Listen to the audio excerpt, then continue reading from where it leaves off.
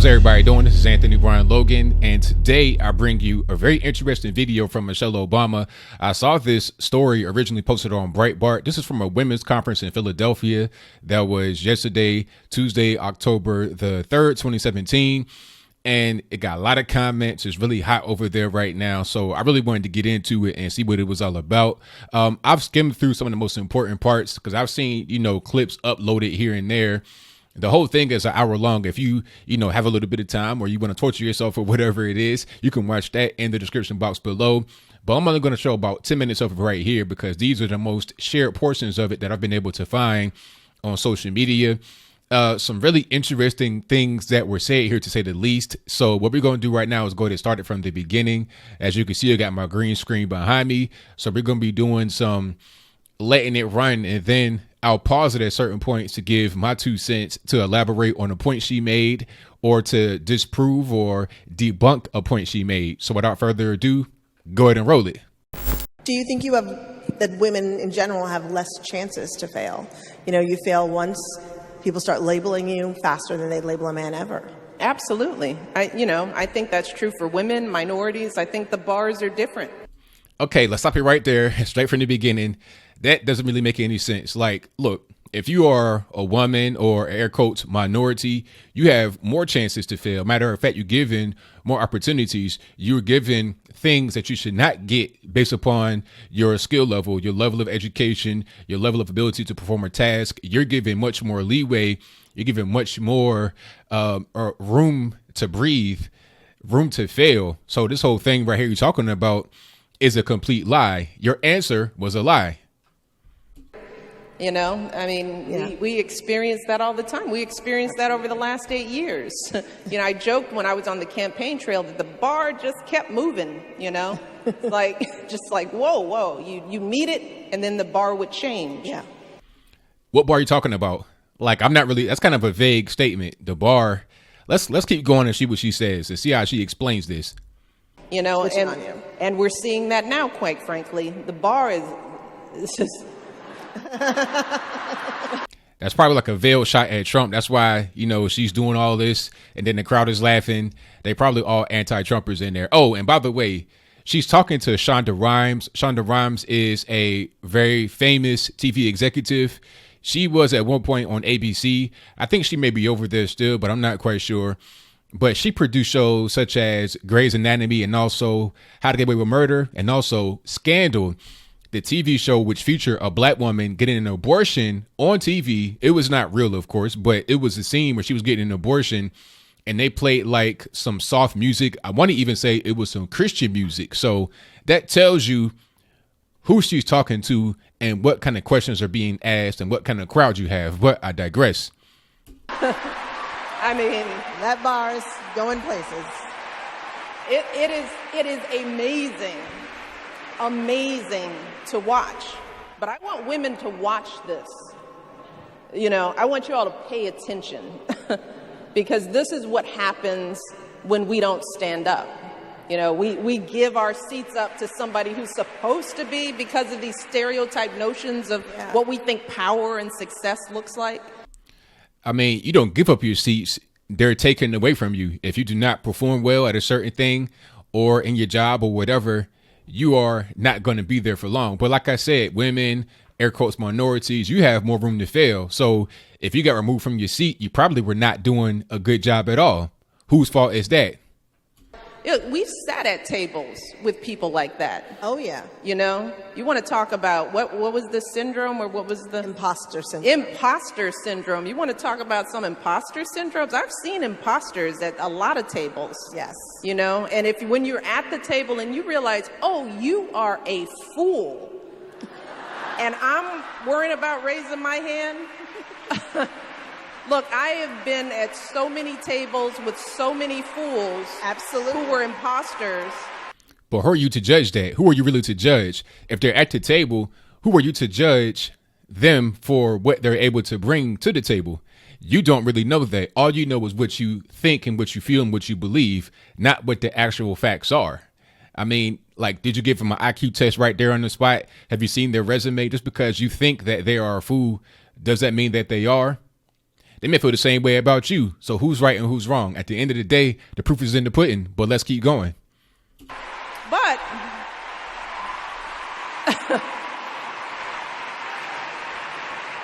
but shame on us if we sit by and let an imposter talk us down. Yeah. You know, shame on us. Because at some point when you know you're right, you know what's right, and then you don't say anything, you know, you see wrong happening and you sit by quietly because you're afraid to fail or you're afraid to, that's what I want to challenge us as women to be, is to, you know, is to speak up in all the tables that we're in. Because if we don't speak up, our voices are never involved in the process of problem solving.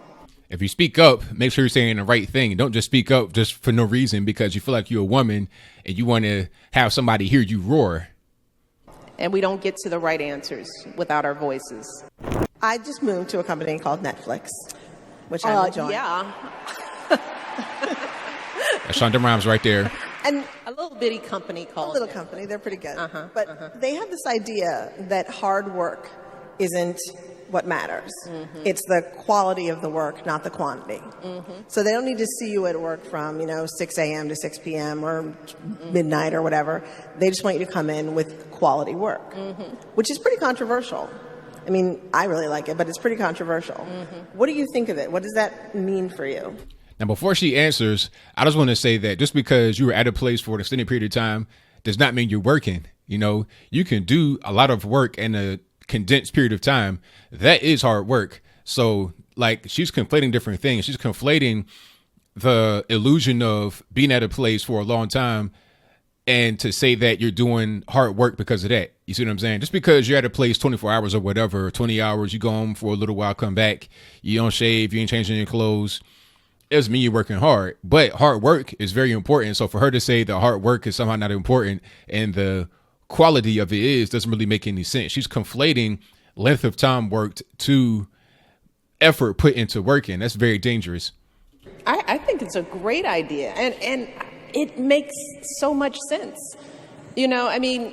And we do this because that's one of the problems, I think, with our education system. It isn't individualized. That's a challenge. I mean, it's hard to do when you're educating millions and millions of kids, but we see it in our own kids. Our kids learn differently at different paces. It doesn't make one smarter or brighter.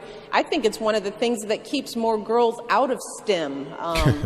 Nah, girls are not in STEM because, a lot of girls don't really like that type of field. They don't like sitting in front of a computer all day, 12 hours a day doing code. There's no way really around something like that, mathematical equations, things that require you to spend time doing it consistently, so like Shonda Rhimes talking about hard work doesn't really apply for STEM, for coding and stuff like that. Oh, yes, it does.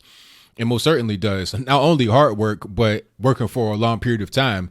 Women tend to not like that kind of work. That's why you don't really see them in there.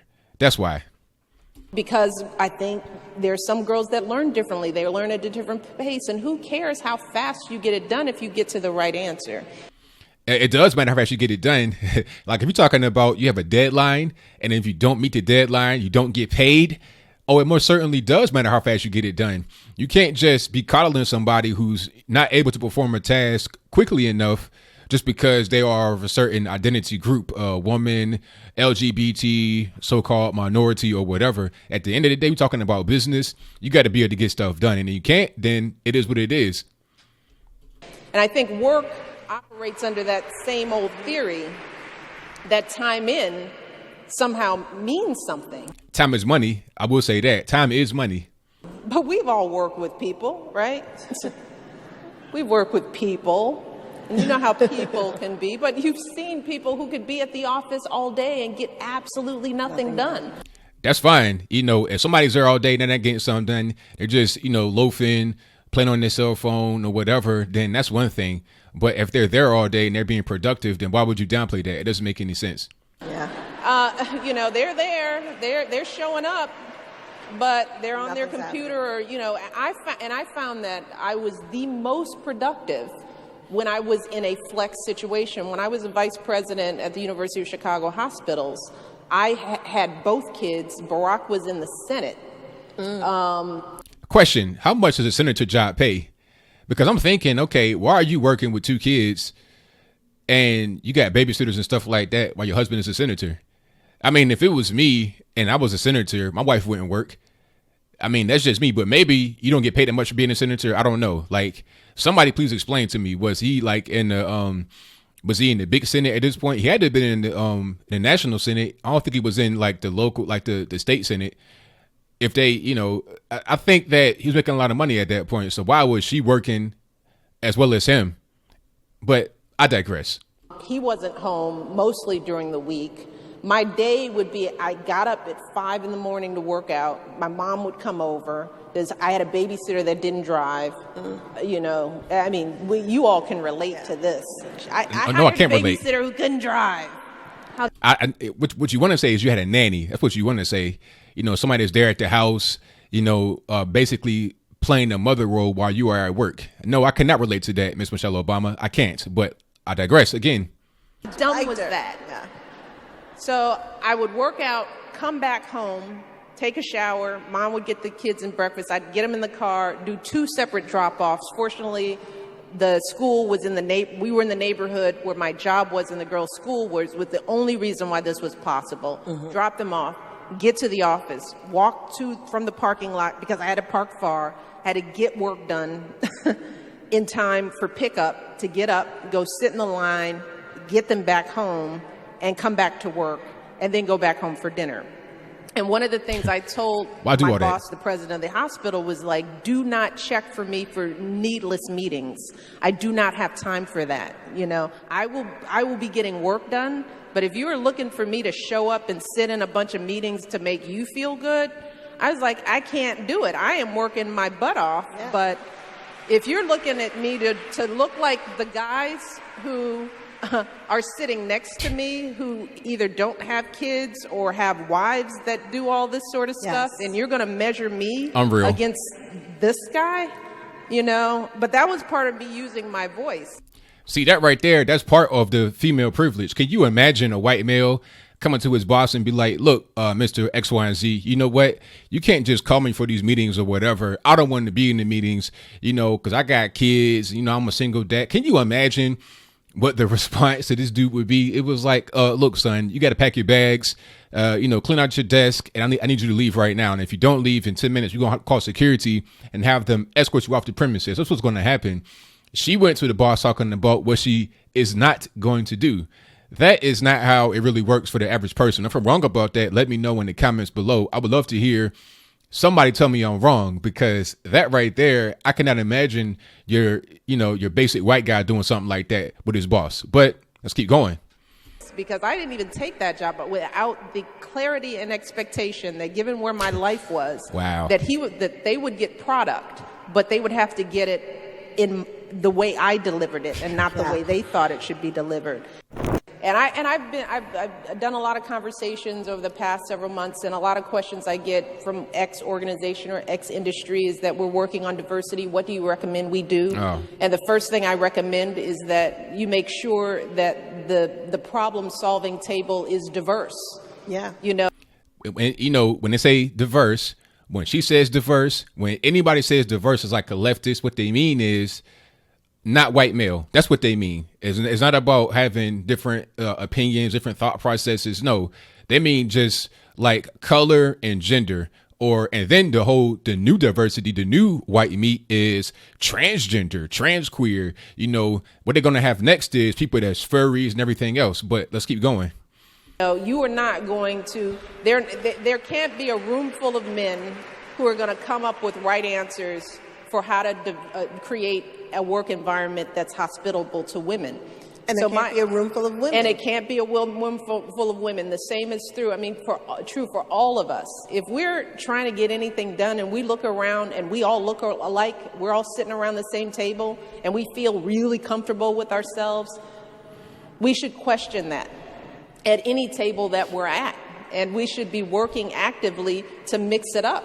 But here's the question. Why would that actually matter? Why does it matter if the table is so-called diverse, if people look different?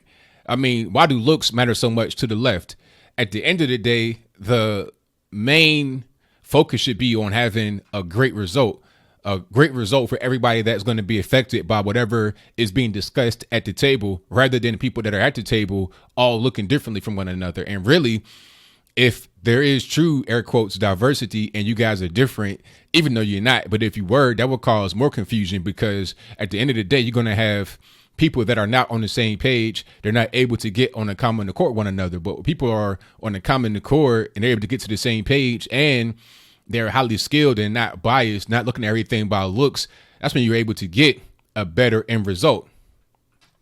So that we're getting a real broad range of perspectives on every issue. But I would see that in Congress. I mean, one of the most interesting points, I told you about this, usually at the State of the Union address, where, you sit in the balcony and watch the State of the Union. Like you do. Yeah, like you do. You see it on TV. I'm in the room. But when you're in the room, what you can see is this real dichotomy. That on one side of the room, it's a feeling of color almost. On one side of the room, it's literally gray and white. Literally, that's the color palette on one side of the room. So, I mean, are we talking politics right now? Are we talking like HGTV? Are we talking home improvement? What's really going on? Like, are we talking about color palettes? What does that got to do with being able to get a job done? But let's hear what she says about this whole color palette situation. On the other side of the room, there's yellows and blues and whites and greens. Physically, there's a difference in color, in the tone. Wow. Because one side, all men, all white. On the other side, some women, some people of color. And whenever I was sitting, I would always have a guest in that booth. Mm-hmm. And I was always the most embarrassed at the beginning when people would see that. Because I'd say that, is it just me? Am I looking at how governance works? And people look down at that and go, yeah, that looks good. That looks right. We're probably getting a lot done and we're doing it right. I look at that and I go, no wonder. No wonder we struggle. No wonder people don't trust politics. We're not even noticing what these rooms look like. But it's not just politics. I mean, I'm sure we can go in any C-suite in this country and we'd see the same thing happening. Yeah. So until we are ready to fight for that, which means some people have to be willing to give up their seats. Why should somebody give up their seat? Like, if I'm a person who has a job, if I'm just like your standard white guy, I got a job, I got a wife, I got kids, why would I give up my seat for somebody else? For what? For what reason? Like, are we talking about business? Are we talking about charity? Okay. He has kids to feed. He has to feed himself. He got to take care of probably his parents, grandparents, or whatever. He has responsibilities. He has things that are really on his plate he has to do. So why would he give up his position to help somebody else? For what? And why would that actually make a difference? Why does it matter if everybody at the table is white and white male? Why does it matter? At the end of the day, the focus should be on having a good final product that's delivered. I don't care if everybody in the whole company is white. I really don't care. As long as we're able to get a good product at the end, that's all that really matters. Anybody that's a person of color or whatever should focus on trying to make themselves be an indispensable part of an organization. It shouldn't be this whole thing of, well, because I'm black, I'm a woman, I'm LGBT or whatever, you should hire me and give up your seat to put me in because I fit this identity marker. I look differently. I air quotes love differently than the next man, than the standard white guy, heterosexual with kids, who's like a demon compared to them and their eyes, not to me. But just because they have that status, they want to just be able to get a job that way. But that is not how the world works. To make room, or you need to be ready to add more seats. Mm-hmm. I think we're gonna continue to struggle because if people haven't had the experience of being other and out, and you're trying to fix the problems of those folks, it's hard to come up with the right answer when you haven't lived it. Yeah, that's for sure. Okay, that's pretty much the end of that now. Oh boy, Michelle Obama. So I guess, the white men, that's a problem with the GOP. That's a problem with politics. That's a problem with American business. Now, she did not come out and say the GOP, but I'm not necessarily an idiot over here, I can hear a dog whistle when it's said, and she's talking about one side of the aisle looking like it's all gray, and then the other side of the aisle, some women, some people of color. You're talking about the Democratic Party where they focus on identity politics, and then the Republican Party where they don't focus on identity politics. The Republican Party is all about getting stuff done. And the reality is, as far as we know in this country, your average white male, he is better at being able to be in managerial positions. That's the truth. Don't get triggered, because if I say that black men are better at entertainment and sports, nobody would say that's wrong. Everybody says that's right. Everybody knows that's correct. Okay. Entertainment, sports, we dominate every sport except for maybe hockey. Okay. Because we just don't live in Canada like that, or Russia or somewhere like that where they really play it. But baseball, we dominate, and it's not African Americans. You got Afro Latinos. You got guys like, Big Papi, Manny Ramirez, et cetera, et cetera. They dominate baseball. We dominate football, 70% of the league. We dominate basketball, 85% of the league. We dominate track and field. There's certain things that we're good at. White guys, they dominate manager roles. When they are better at being able to make things flow smoothly. So I don't care if they're all white males. As long as the country runs well, I'm cool. I don't care if the NBA is all black males. As long as the game is entertaining, that's all that really matters to me. As long as we don't have the kneeling and protesting stuff like that, I'm cool. So all these identity politics and stuff like that, this is really the reason why the Democratic Party has died. They would not be able to win anymore, because the rhetoric she's spewing right now would be good for the audience she's at the women's conference in Philadelphia, hosted by this just deplorable person, Shonda Rhimes. They're going to be all, cheering and jeering and everything else, because that's pretty much her target base. But at the end of the day, these people do not outnumber just the average everyday American who is a heterosexual, who wants to be married, who wants to have kids, your normal human being. They do not represent, and that's the truth. That is the reason why Hillary Clinton was not able to win, even though she had the mainstream media in her pocket, even though she had double the money as Donald Trump had, even though she had so many things that were working in her favor, she was still not able to win. Identity politics are on the way out. We're all about becoming Americans, one people. We're not worried about skin color, ethnicity, gender, whatever. And we see where the Democratic Party is going. We see that they're running out of abilities to garner votes based on gender and race. So then they got to create new genders and new races just to be able to get more votes. It's really ridiculous. It's really atrocious. But at the end of the day, I just want to know what you think. Do you think that Michelle Obama gave a good speech here at this women's conference in Philadelphia? Again, if you have not seen the whole full thing, I'll put that in the description box below for you. But based upon what you have seen so far, if you've not seen the entire speech, what do you think? Do you think that this whole identity politics kick that a Democratic Party is on will be able to continue? Will it thrive? Will it be able to get them anything in the 2018 midterms or in the 2020 national election? Or the 2024, is it going to be, continuous GOP? Because the average American understands that the country has to run. We're not really worried about all this, personal stuff and identity politics.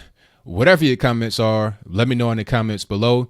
And that's all I got to say for this video. If you like what you heard, please comment, rate, share, and subscribe. Peace.